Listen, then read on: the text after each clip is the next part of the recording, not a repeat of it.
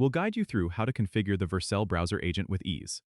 If you find this helpful, consider subscribing and liking the video.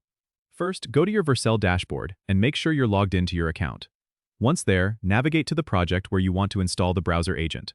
Click on the project and you'll be directed to the project overview page. Here, look for the Settings tab in the side menu and click it. Now, in the Settings page, scroll down until you find the Integrations section. Click on Add Integration and search for Browser Agent. Once you find it, click on Install.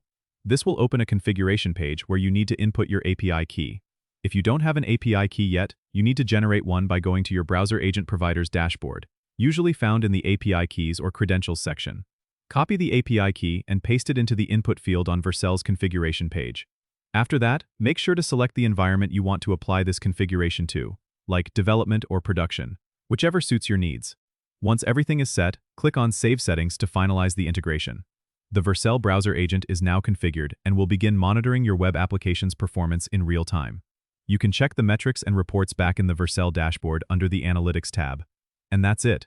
You've set up the Vercel Browser Agent successfully. Don't forget to subscribe and comment if this helped you out.